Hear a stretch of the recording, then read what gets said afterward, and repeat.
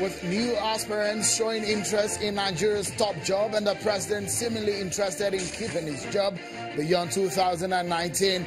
What are the chances of those who want to challenge the status quo? Kaduna, Rivers, Benue, Benue State killings in these highlight a new security concern in the country.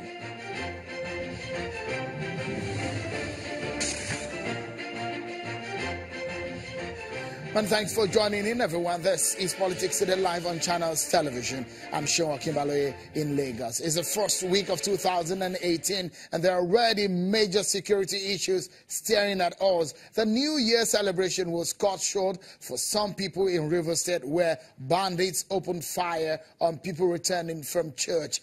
In Kaduna, gunmen stormed Arak village in Kaduna State, killing the paramount ruler Etum Numana. No fewer than 50 persons were also killed in Benue communities when suspected herdsmen invaded some local government.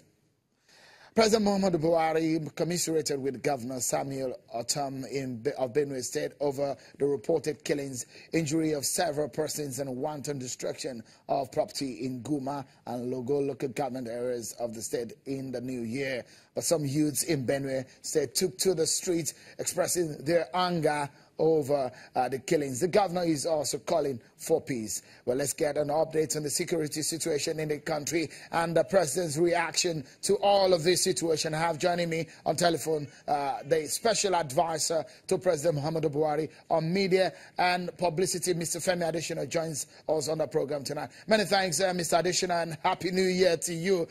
So much to talk about. First and foremost, the issue of security. The president has said he's reacted, and he's also said that those who are responsible for all of these killings should be apprehended. What is the latest? Has there been any report to the president as to arrest of those that are caused this violence in the land? Thank you. Good evening. Well, I would just like to say that this development, killings in Rivers, in Kaduna, in Benue, and in some other parts of the land can only be a sad development for any country, a sad, dispiriting, disquieting development for any polity. The president has expressed regard, given his condolences, and also issued instructions to the security agencies.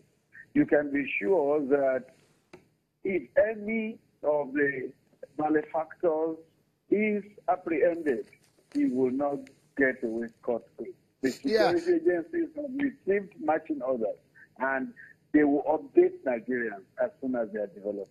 I mean, a lot of Nigerians perhaps at this time will be hoping that the president will get some more more fierce reactions and action on this situation, because somehow the issue of herdsmen attacks did not come up in the president's January 1 speech, which is a major issue, and we saw how many people were killed in the alleged herdsmen attack in Benue State.